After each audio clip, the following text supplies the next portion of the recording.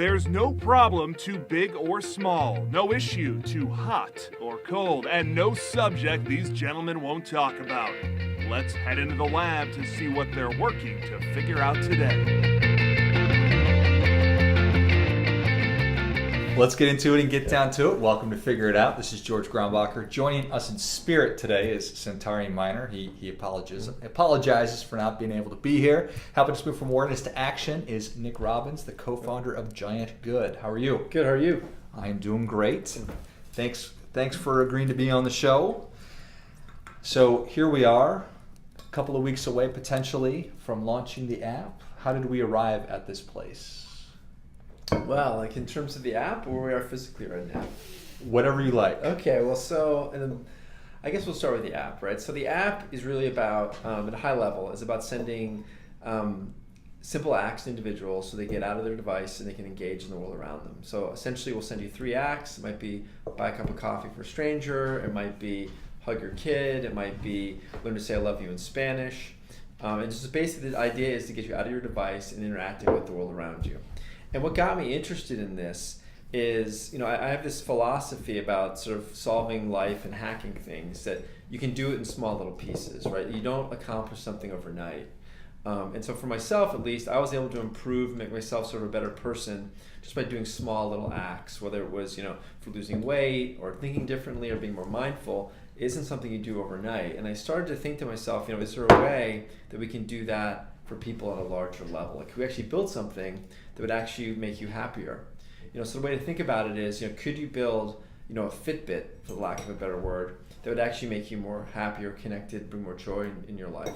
And it's actually really important as you look at the science, because social connection is actually more beneficial for you than diet or exercise. There's research, I think it was done by Stanford, that shows that the lack of it, meaningful social connection, is the equivalent of smoking 15 cigarettes a day. And you have, it's pretty amazing. And because you spend a lot of time focusing on things like exercise and diet, where some really basic things that you can do, like just basic interaction, is very healthy for you. And so, ironically, our telephones and our devices, our technology is actually doing the opposite. So if you look at some of the work done by Tristan Harris, at Harvard, the longitudinal study, it shows this combination of what technology is doing, it's disconnecting us, and the importance of staying connected to your health. So what we're trying to do is build, an app that actually makes you healthier, in the sense of it keeps you more connected to people and gets you out of your device. So not doing the opposite, which is like, as much as I like Facebook and Instagram, sort of sucks you in and disconnects you. So that's what we're trying to do. Nice. In a lot of these conversations that we've been having, one of the themes that sort of finds its way through a lot of them is the idea of happiness. And where people really drive happiness is oftentimes through human connection and feeling connected to community. And I go back to that Harvard study, very famous Harvard study over the course of like 100 years, where they tracked it. And that was really, fundamentally, that was it. So, well, that's awesome. It's an exciting undertaking. Well, thank you. So, what's been the most challenging part so far? Well, yeah. So the most challenging part of it is actually like deprogramming my brain slightly. So, I've always been, I've been a lawyer by practice, and so my career started in Boston, and I was very fortunate to join a law firm in the mid 90s when technology was ramping and it was sort of the first bubble, and I got to learn a ton about technology, and I got to work with a lot of venture funds and a lot of household names at the time, and a lot of things have gone the way of the buggy whip. And then from there, I grew, and then eventually I ended up at an in-house down in Florida at Cash for Gold, which was a great experience, it looked crazy as it was, and then I came to LifeLock. And so I've learned a lot, but part of it is being a lawyer is very rigorous in terms of thought process, but yet being an entrepreneur is a totally different part of your brain. Like every morning right now we're building, you have to wake up and decide, well, what am I doing today? What's the most important thing? And often the most important thing isn't the most enjoyable thing. So you have to be able to balance and say, what do I need to get done, right? Like as much as you want to make t-shirts and as much as you want to do all this crazy fun stuff, you actually have to build something. And one of the and I'm learning a lot as I do this. And as I talked to other people, and we just brought on an engineer, and what the engineer we brought on, we have 3 engineers now, we have an additional one, and one of the things that he was impressed was that when we started our process, we actually just tested it. We just tested what we were trying to do with text message with 50 people. And so we didn't go about this like, let's build an app and see if they'll come. Like, we actually tried to go out and take the basic kind of lean principles of talking to customers, giving them a basic wonky, janky experience. Would they find it interesting? And if they did, what would it feel like if you made it a little bit better and a little bit better? So we've gone about this actually with rigor, sort of similar to being a lawyer, but at the same time we're very open about it. Like, we have a specific point of view, but we're also open to persuasion in our team saying let's do something differently. But so the hard part, the biggest eye-opening thing has been honestly every morning getting up and being like, okay, what are we doing today? Because I'm solely responsible. Like, there's no one above me that says, Nick, you got to do this today, other than it won't get done. So in that sense, it's really scary, but it's also really exciting. The main thing is keeping the main thing the main thing. Yeah, exactly. No, it's absolutely. You know what it's like, right? And you have to eat your vegetables every day. You don't just get to eat giant cupcakes all the time. No, I wish we could though. It would be could. probably be better over the short term. Yeah. So, Yeah. talking about burying our noses in our telephones and getting that consistent dopamine hit every time I get a push notification. Sure. What is the real problem or the suite of problems that you're working to address? Yeah, so I mean, we're not so one of the things is we're not looking to, we're not Luddites in the sense that we're saying we're going to like throw away your telephone. And so what we're trying to do is we've said, okay, we have these devices and technology actually owes us more. Like, technology can be really fantastic. It can do amazing things. And also technology can do really destructive things. So we're trying to leverage the phone and the smartphone to actually do good, right? So what we're trying to do is get you into the app for an act and then get out of it again. So if you look at some studies, there's a company, a nonprofit called Time Well Spent, which is Tristan Harris's group, and they did this research that showed the longer you're in an app, the less satisfaction you have.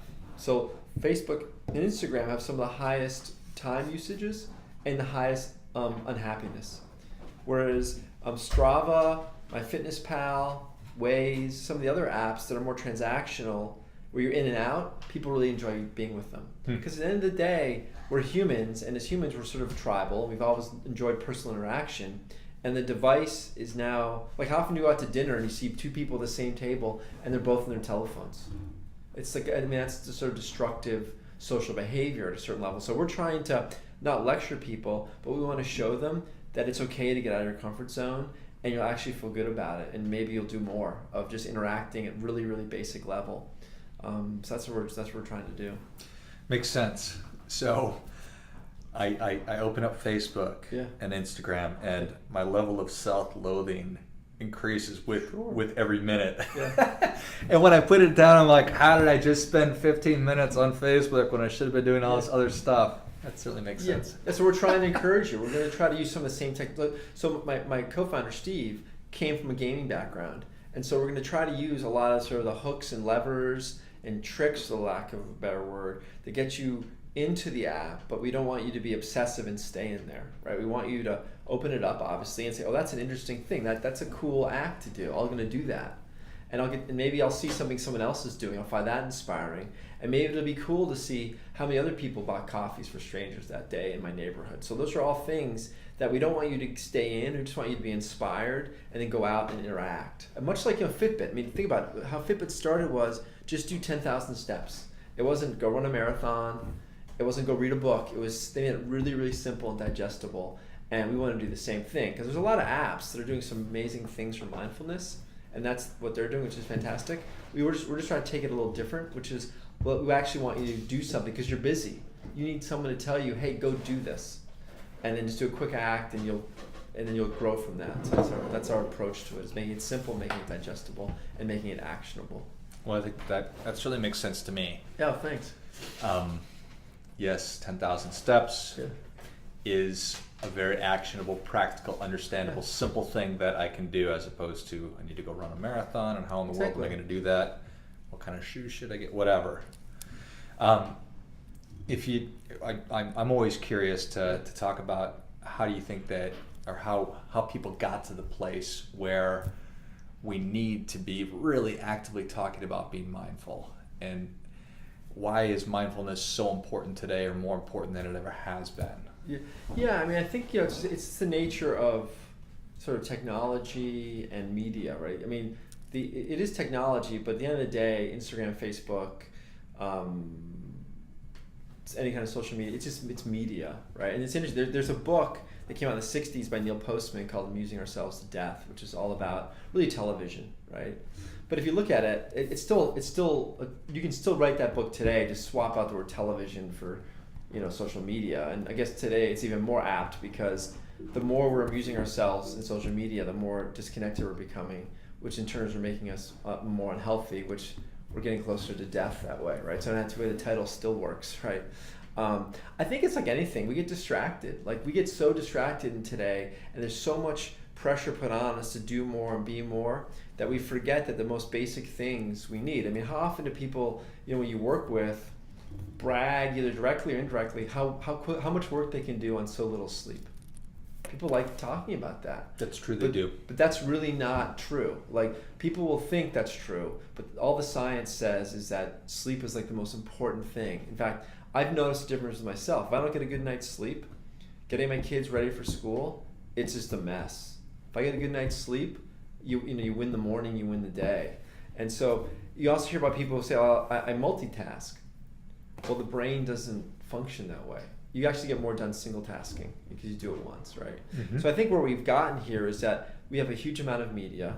It's available all the time, and as humans, it becomes an escape. We think it's easier to escape into our devices than it is to escape outside and stand on the grass. Mm-hmm. And so again, we're just trying to get you to do that and think about that. We're not asking you to go to Honduras, which is a great idea, and build a house for someone. I mean, right. But we want you to be just doing really simple things, and you can get there. I mean, the whole thesis is, that's why we came up with our name, is you can make a big impact over time with small acts. You don't need to, you don't climb Everest in one step. It's a series of steps, and that's what we're trying to show people, is that inside you are a giant. You're already there. It's just a matter of tapping into it, unleashing it, and getting it activated. And that's what we're trying to get towards. Nice. Impact and scale, certainly two things that, or you touched on a lot right there. Yeah. And these are things that I spent a good amount of time thinking about. Yeah. I really want everybody to be happy. And my piece of that professionally really deals with the money piece. Yeah. So if you can help people to better figure that out, then it frees them up to do other things. Sure. You brought up Tristan Harris, and I think that I heard him on a podcast talking about, probably many podcasts, but maybe it was Sam Harris. He was talking about how the Facebook algorithm, there's no way that we can possibly compete with it. Yeah. And it's putting things in our head, which is controlling the direction of our thoughts and our minds, which in my mind, I think that what's concerning to me is that if people are not taking the time to really formulate what they value and they hold most dear to them, then Facebook and other social media is going to give it to them. Absolutely. Yeah, I think that's right. And again, there's nothing to say, so I think the way I look at it, and you're right, and it's all a balancing act, right? I mean, like, cars are a good thing, and for some people, so's wine. That's a good thing. People like wine, right? Together, they're not a good thing. I think wine is good. Yeah, together they're not a good thing, right? So we're not. So people who are against drunk driving aren't necessarily against cars or drinking. It's just to put two together, right? So the same thing here. It's like, it's not to say Facebook and Instagram don't have places. They do. I mean, I use them, and I'm not going to say they don't have a place. But the problem is it's becoming addictive, and people are going there for their connection. Mm-hmm. Where really they'll get more valuable connection just interacting with people. It's true. I mean, they know more about us. I mean, I'm sure at some point Facebook will be the ultimate identifier of people's identity, because they're learning more about you than potentially the credit bureaus know. Right? Sure. So they could be the next credit bureau a certain way, a way to identify you as a person. So they're learning. They're smart as a machine. And that's scary, but it's also, I mean, there's also some value to that. I mean, at the end of the day, we want to get customized experiences, and the only way to customize experiences is for machine learning, right? So it's a balancing act, but I agree. Enter mindfulness and the importance of, you need to be mindful. And I'm certainly guilty of this. I'm sure that you are, and this is the reason that you're pursuing this app, because you don't want to let the tail wag the dog, right? Yeah. Like, all this stuff is incredible, and it's awesome, and it's a way to make your life richer and better, but not if you're not paying attention to it. Yeah, Not if you're not managing it. Yeah, I think that's exactly right. I think everybody has to do the whatever's right for them, right? Like, so for me, what do I do? Like, I love hiking, and so like what I'll do in the mornings, I'll try to go up past the peak before sunrise, and hike back down again. And I use that as a place just to clear my mind and think. Mm-hmm. So I try to, like, that's how I do it. Like, and actually I come up with a lot of good ideas then. I mean, the more you give your chance for your brain not to stop thinking, the more it can start thinking. I mean, think of all the work your brain does every day. And the thing you raised earlier about the financial decisions for people, the less people have to make decisions on things, the more they can make decisions on other things, right? That's a whole decision fatigue, right? So if we can do things for people to make it easier for them at certain levels, it allows them to go think about things that are really, really important to them. I mean, there was that story about, I think it was Einstein, when they went and saw it to his house, he had all the same clothes. And the reporter was like, well, you're wearing all the same, you're a rich guy, why do you have all the same clothes? He goes, well, because in the morning I don't want to think about what I have to wear. It's not that important, but it uses brain. Like, think how much easier your morning goes when you make a list the night before, because you don't have to think about it in the morning, right? No doubt. So that's what it's sort of about. It's like, we're trying to do that, and I think also the more you're able to do that, the more mindful you can become. I definitely agree. And you need to have your act together in the morning, because there are things that need to be done. Absolutely. You want to keep things easy. Yeah. I love the idea of a capsule wardrobe, which is what Einstein sounds like he was going. Yeah, it's a capsule wardrobe. Okay. Yep. And I don't know if it was Obama, but I think probably several of our presidents, and obviously Steve Jobs, I think he probably wore the same thing all the time. Yeah. So there is absolute wisdom there. Absolutely, think about it. And I think that all the issues, all the problems that we're facing are all interdependent. Yeah. But you think about how people are disconnected or not engaged in their work. Yeah. And depending on what study you read, it's half of Americans are not engaged in their work. And think about that's important, and that's engagement is. I mean, you write your own story, right? So the story I live is the one I choose to write. Like, you don't write it for me, I write it myself. If I choose to do something, it's because I'm doing it, right? So we have control over ourselves to some degree. However, like, unfortunately, we get in these situations where life just gets so complicated that we get sort of stuck in a rut. We think there's like no way out of it, because we're under this assumption that it's really easy to make change, right? The whole story about 21 days it takes to change a habit. Well, that's not true. It doesn't take 21 days. It's much longer than that. So people get in a rut, they get stuck, and then they get disengaged, and they never get out of that, and then they end up being really unhappy, and they get sick from that ultimately, because that's what makes you sick. But yeah, it's unfortunate. Yeah. You get stuck in that inertia, just going through the motions. So talk about not being engaged in your work. So that means you're kind of out to lunch, and on average our minds wander about half the time. Yeah. So it's true. It's like, man, you need to be engaged and become mindful. So you think about the devices, you're constantly getting push notifications, and each one of those, and they say every interruption, you just don't re-engage again. Like, if you're in the middle of work and you get interrupted with something, it takes time to get back into your flow again. So meanwhile, you've wasted all that productivity and creativity. So that's one of the reasons why you'll see people like Tristan Harris and others recommend, turn off your notifications, because those are designed to basically interrupt you and get you into something, into their product and out of what you're doing. Because in all these apps, when it's often when things are free, you are the product.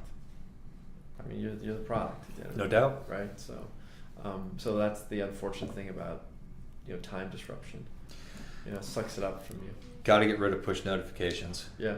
I mean, I can't think of any value in having Facebook tell me that somebody liked something that I posted or something like that. That's Yeah, well, depends what turns you on, but yeah, exactly. I mean, does it need to light up on my telephone so that it takes my attention away from whatever I was doing? I don't think so. No, exactly. I think text messages maybe. I don't even know if I have push notifications on there, but Yeah. we talk about Cal Newport talks about doing deep work, Mhm. and it's a simple concept, Yeah. but it's brilliant because we have fallen victim to thinking that multitasking is a valuable thing, possible. But if you think about, you go to your computer for 2 seconds to read the email, and then you go back to writing a proposal or whatever you're doing, there's a residual thing going on that my brain is still thinking about whatever junk was in that email. I mean, think about how often you get disrupted, and how it takes to go back and rethink. It's impossible. I mean, people love to. I mean, it's sort of the bravado. People love to say, "I can multitask," and I say to them, "Well, okay, maybe you are doing something you think is effective, but imagine how more effective you would be if you're just focused on that. If you're that good when you're doing two things, you'd be even better doing one at a time, because your brain is focused on it. Your brain can't focus on it. I mean, it's impossible. And so it's. And I think part of it too is we as a society allow people to say that, like, well, we should say, well, no, you shouldn't do that. I mean, we accept that as being like not getting any sleep is a good thing. Although that's changing. I mean, people are realizing that the lack of sleep is really bad for you. And so I think that's changing in the workplace. People aren't valuing that as much as like, I can work on 2 hours of sleep. That's just who I am. Right. It's just not. It's not how we evolved as people. No. It's impossible. Seen too many people become unhealthy doing that. Exactly. That kind of thing. When we talk about, just everything that's been going on with the natural disasters, and then obviously the shooting that just happened in Vegas. How do you think that people probably want to help, but we talk about you can't climb Everest, so what advice would you give to people who want to be mindful and want to help to get involved with that? Yeah, so I mean, I think there's a lot of things you can do. I mean, obviously, people talk about, the prayers and things, which is all really important to be thinking positively. But people are doing little things, like people are donating blood, and hopefully that then some good comes out of that, right? That maybe more people then will donate blood just generally. But there are little things you can do. I think part of it is simply being told that has an impact. Like, whether you donate, look at Obama's first campaign. I mean, this is a totally different topic, but same concept. He raised a ton of money through small donations, right? So he didn't need to get massive checks. So the same thing with some of the relief efforts. You can give $5. I mean, if everyone in America gave $1, that'd be $350 million. It's a lot of money, right? So you don't need to be Bill Gates, the Gates Foundation, to make change. I mean, it's important to have people like that doing it and setting the tone, but every individual can do something small. So you saw that in Las Vegas, tragically, but fortunately, all these people came forward and started donating blood, and it makes a big impact. So I think there are things you can do. So being mindful also is, you don't need, again, it's not about go to Tibet for 5 years. You can just spend 5 minutes, because it's probably 5 minutes more than you did before, and then you keep just adding on to it, and then you see the benefits. Yeah. I think that the power of full engagement is such a real thing, helping people determine and find a purpose in whatever kind of work that they're doing, and I'd like to circle back to that. Yeah. But one of the things that, and I don't know when it started driving me crazy, but people talking about how, my vote doesn't matter. Yeah. It's like, gosh, that is the most disenfranchising thing to think, because you can't vote and change the electoral college with your vote, but essentially all you can do, and all any of us can do, is go and donate blood here in Phoenix, right? Yeah. And if everybody was doing that, if everybody was just taking care of what they have direct control over in their sphere of influence, well, then we'd live in a really, really great world. No, I think that's exactly right. But and the sad part is I think people feel very disenfranchised, whether it's voting or whether it's just interacting with their community. I mean, you look at, it's sort of off the point a little bit, but just look at the Supreme Court case that they're doing now, the gerrymandering in Wisconsin. I mean, you've got leading Republicans that have come out against the Republican Party in Wisconsin, and gerrymandering isn't.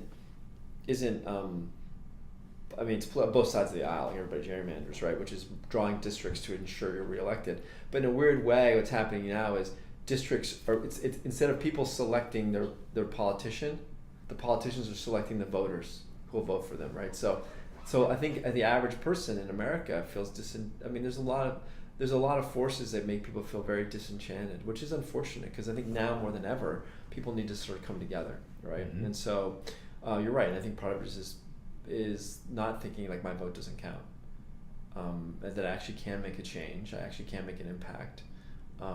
And so part of it is understanding that, it takes some discipline, like over time, like, I got to vote, I got to do a lot of different things, but it will make a difference.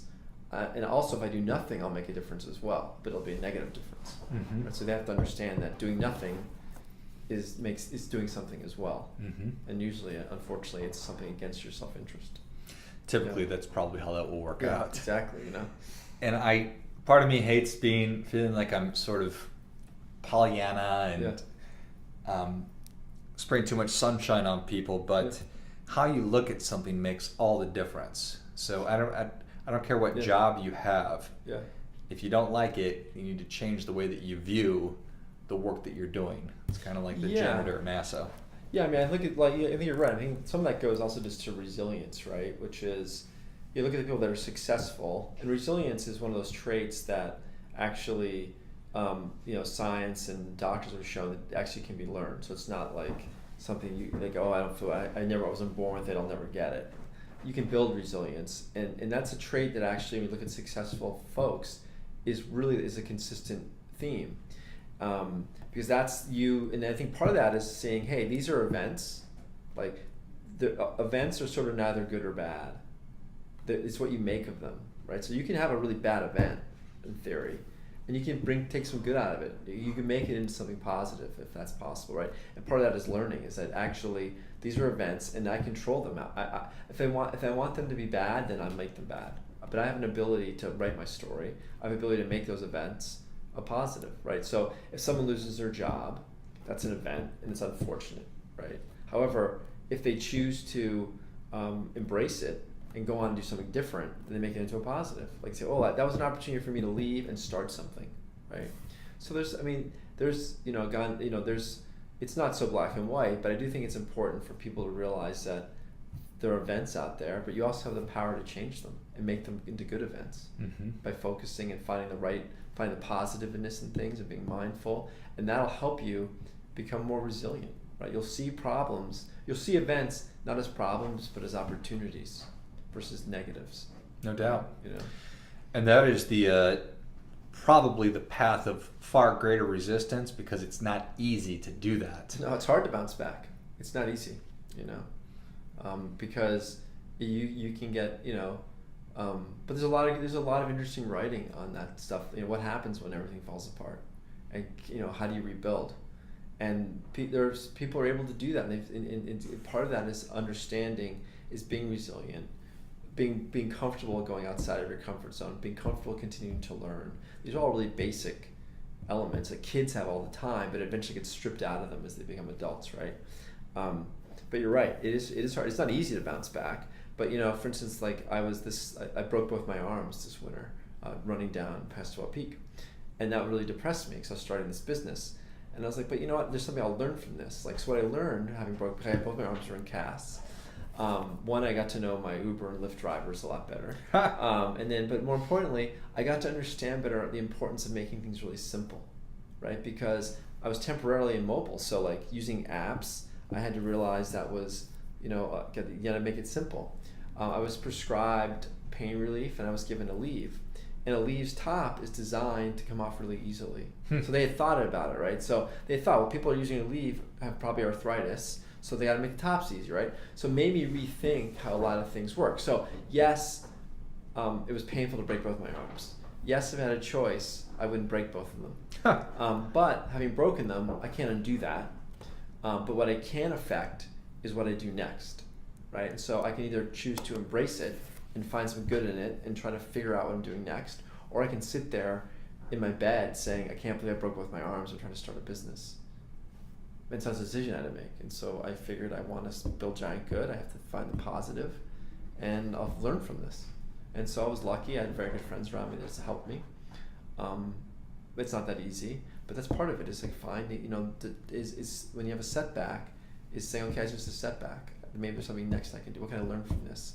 And again, it's not like I have got to go cure cancer because I broke both my arms. It's like you can do something really, really simple. Like learn something from that. Like I learned the importance of how apps work because my hands were in casts, so I need to use things that are simple.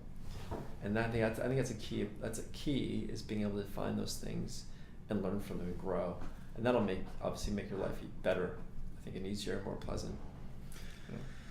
Completely agree. That's, I mean, things happen to us a lot more than we probably happen to them. Yeah, no, exactly. True or not, I think that's true. Absolutely. But certainly, I have the choice of how I respond to everything. Yeah.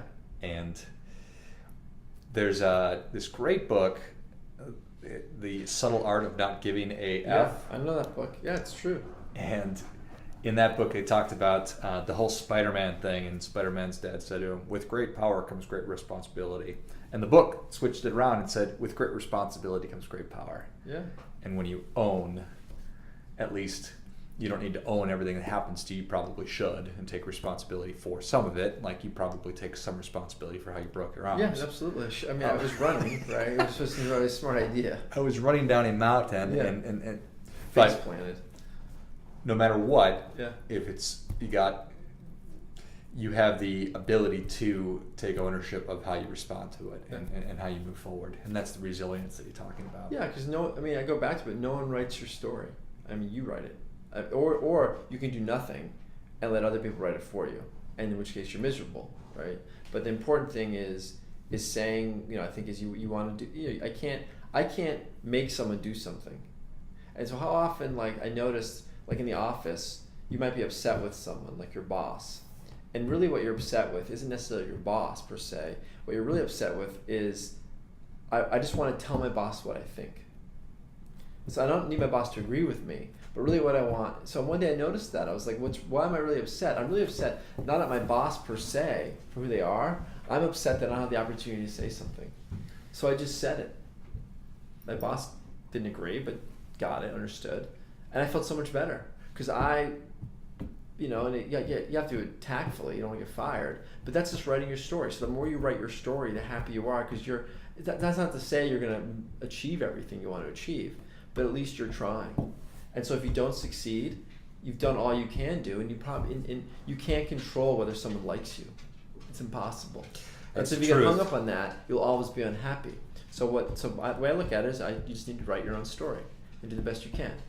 And then where you fail, then you try to next time learn something from that and make it into a positive. Mm-hmm. I mean, that sounds a little Pollyanna-ish. That's even a word. But it's just a basic principle to try to go by. Agreed. I know that consistency, accountability are probably married. Yes.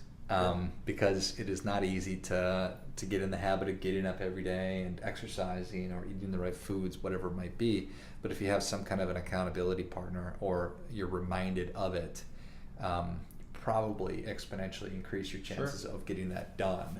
Yeah. How did that play into your app development? Yeah, so I think that's really true because we have so many economic priorities and distractions that are important that we tend to deprioritize the non-economic things, which often are more important, like the doctor's appointment. Like we'll often say, I'll reschedule my doctor's appointment because I've got to be on a conference call, right?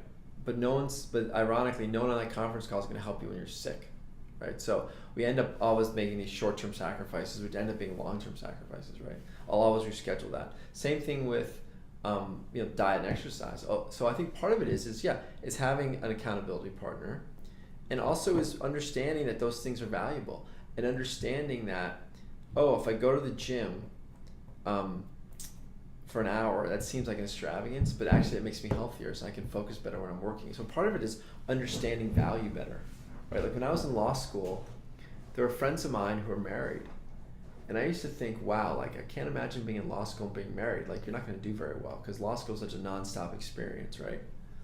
They ended up doing really well. Like they did better than the people that were single. And I thought to myself, well, that's crazy. Like they have less time. But that was the problem. The problem was time. Like the people that were married and single, they spent all day long reading. And there's a diminishing return, right? Whereas the people that were married had other commitments that they valued and thought were important. They spent less time focusing on law school, but they focused on the most important parts. They didn't waste time because time is so valuable. They end up doing really well. So it's the same thing, I think, when you ask that question, which is you have to start changing your value system a little bit. You have to say, I really value exercise. I really value dieting because it helps me feel better. But at the same time, you don't want to be, at least me personally, I can't be completely orthodox. So I used to love eating donuts in the office, right? You go by the accounting department and they got like 1 million donuts out there.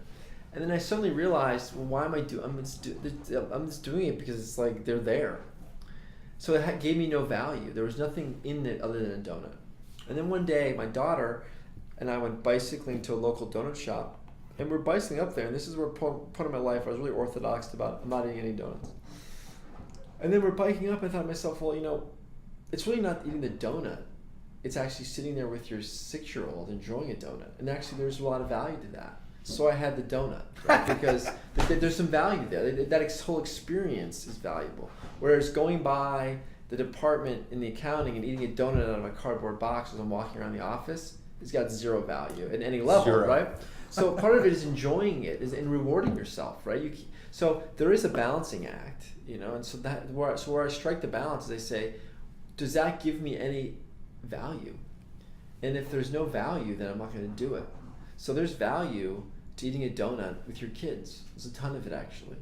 There's not a whole lot of value to sitting at my desk in the office over a spreadsheet shoving a donut in my face. Yet it's the same donut. Right. So that's how I sort of think about it.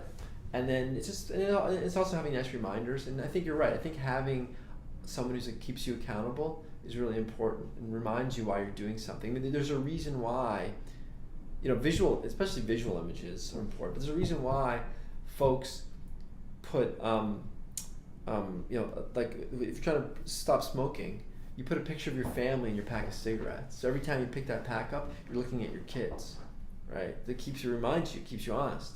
So I think you're right. Having someone to help you and going it alone is really hard. But having someone to help you makes it a lot easier. Someone connects you with, and you can collaborate, whether it's a coach or a friend. Mm-hmm. And then it's just that, and I think it's also changing your values as well. Or not saying changing your values, is understanding what is value, and then attributing it to those things. Got it. Yeah. So when the app is up and running, is it something that will check in with you? Yeah. So one of the things in the app, is good. So right now where we are is, we've tested the concept through text messaging, got a lot of positive feedback, and so then we decided and we took the feedback and said, well, the next level, we can't just keep texting. We actually have to build some of this functionality. And we've also been very careful that we don't overbuild, because we have no idea really what's going to happen, right? So we don't want to just deliver some massive thing and everyone's like, I only want a little piece of it. So what it will do is, right now, in the MVP, which is the minimal viable product, is it will send you 3 notifications, or 3 acts. You choose one. You have 24 hours to do it, and then it goes away. If you don't do it, it goes away. If you said you did it, what we do is it'll give you like a high five, and so congratulations, and then it'll be tracked against some different pillars of mindfulness, resilience, connectedness, and learning. Nice. And it'll so there'll be some gamification that basically triggers you to do more acts, right? Not trigger to come back in the app, but to open up the app and do more acts with interacting with people. But that's the basic one. That's the basic platform. And then we want to see, our goal is we want to see how people react with it, what people do with it, get some feedback, and then we'll iterate the next. We have some ideas. My co-founder and I, we have a lot of ideas where we'd like to take this in a perfect universe. But like a lot of things, we're not going to know until people use it. I mean, we have this idea, but we can be completely wrong. We have as I joke with our team, nobody knows what they're doing. We're trying, we're working really hard, working together, but we haven't done this before. So we have no idea if people are going to say, I hate the color blue, or I love the color blue, or I want this, or I want that. So important about it is having a point of view, but being willing to navigate. Like, the way I look at it is I joke with the team. I say, if I want to go to Camelback Mountain, I really don't care how I get there. As long as we're efficient, we can go a lot of different ways. That's the direction we're pointing, right? So we use the same way with the product, and so with the app. So when we get more feedback, we'll change it. If people say, I want to see this, I want to see that, we're open to a lot of changing. But the idea is it keeps you accountable. That's a core function of it. And then the core function of it, it tries to encourage you and inspire you, give you that spark of like, yeah, I'll do that. That seems really cool. Like, we want it to be something that's just a tiny bit outside your comfort zone. Like buying a cup of coffee for a stranger, it might be outside your comfort zone. High-fiving a stranger might be outside your comfort zone.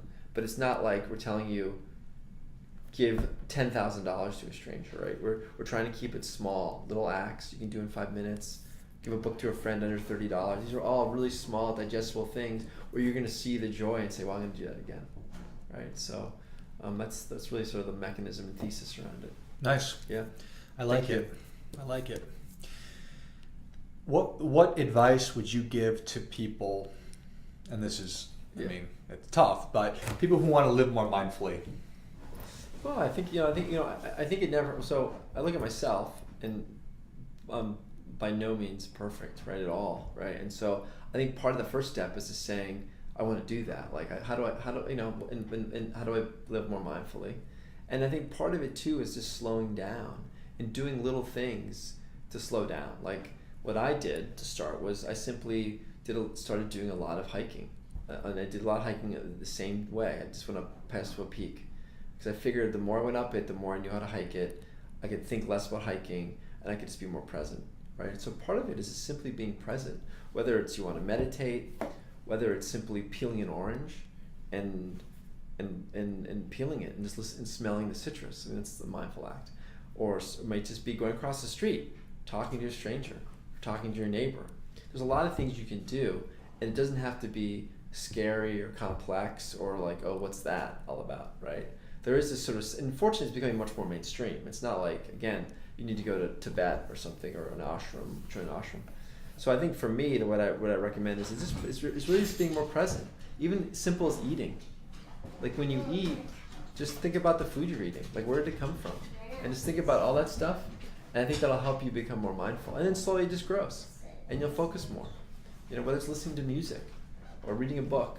Just, I think, a lot of it is just being present and learning, That's what I did, and it's not, I'm not an expert. I just simply said, let's start small, and let's do little things and see it. And I can tell you, I lost 30 pounds just over time, and haven't put it back on again. And I haven't radically changed my diet. I'm just a little more conscious of what I do. Maybe the donuts. Yeah, donuts. Yeah, but I mean, I haven't done anything radical like cut all sugar out of my diet, right? But it's just realizing, why am I doing certain things? Like, why am I eating that donut? And then if I'm eating it with my kids, having a great time, okay, there's some value there. Am I eating it just because I have nothing else to do? And that's something key to being mindful. It's like, why am I doing something? And you understand that. That's like, I think, the first step. Makes sense. And I think sometimes it's certainly possible that when people hear mindfulness, they think it's some kind of a new age hooey junk. But the reality of it is just being cognizant of what it is that you're doing as you're going through your life. Yeah, exactly. And kind of auditing yourself. It's like, okay, why did I just spend all that time doing that? Yeah. Exactly. Why am I eating this? Why am I always on my phone? Yeah, exactly. Just be more aware. Yeah, like I don't know if you've read the book Habits. I'm not sure. Yeah, in this New York Times journalist who wrote it, and it all goes in these different habits. And one of the premises, it starts off with, why is he going to the lunchroom and getting a cookie all the time? And he starts to figure it out. It's really, what am I doing? He's just connecting with, you've got the root cause. Like, it's like, think about, ask like 5 whys. Like, why did I do that? And ask another why, and ask another why, and ask, and get down to 5 whys. You get to the root cause. And the root cause was he simply just wanted to take a break from the table and work with, and hang out and talk to someone. So he could go there and have a cup of water and gets the same exact place. Yeah. And he doesn't need the cookie. So often, I think it happens so true in life. Is like if we get argue with our spouse or argue with a coworker, there's usually an underlying issue, right? So you ask the why, like why was I mad at my spouse? Well, and keep going, digging. You'll get to the root cause, and that's the thing you need to address. And it's and it's the same thing with like building, or I think Toyota is the one that like embodied this 5 why principle of problem solving, and that can be applied to. I mean, problems are universal. Like it's personal, whether it's on a marital relationship or building a car on a conveyor belt. It's the same issue, right? It's solving a problem. And so if you get to the whys, you sometimes will get to the root cause. And again, that's sort of about being mindful. It's like, what's the root cause? What's the basic? Why am I doing this? Why am I talking on my phone all the time? Is it because of work, or I just don't want to deal with things? Why am I losing my mind when I'm driving? Yeah, exactly. Why does everything make me so upset? Yeah, exactly. Yeah. Awesome. Well, where can people learn more about you and what you're working on? Oh, thank you. Yeah, so obviously they can go to giantgood.com. That's our website, and they can sign up there to receive, beta test of the app. We'll be in both Google and Apple app stores, hopefully in the fall or in the end of October. We're still engineering, so it's not definite. But if they sign up on our website, we'll definitely let them know when we're going to be in the app stores.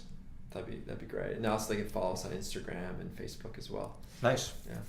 And I will list all that in the notes of the show. Okay, thank you. What else would you like to get off your chest as we are No, I think it's great. The one thing I would just remind folks is, I think when they're looking at problem solving and they're looking at life, and we talk about resilience, that life is is a river to some degree. We don't control how that water comes out, and I think we incorrectly spend a lot of time trying to change the course of it, like Army Corps of Engineers. Like, we're going to put dams up on this river, and we're going to affect the way that river flows through our life. And all that really results is it floods and makes a mess, as we've learned. And that's what I think we should spend our time on. This is really about, how do I navigate that river? And if you can learn to navigate it, you don't need to learn to control it, because controlling it is almost impossible, whereas navigating it is totally feasible. So the thing I'd leave with people is you look at your problem solving. It may not be actually changing the course of that problem. It's learning to navigate it better. And that's what we're trying to do, with Giant Good, is make life more navigable for folks. So anyways, but thank you for having me on your show. I really appreciate it. Yeah, I enjoyed talking with you today.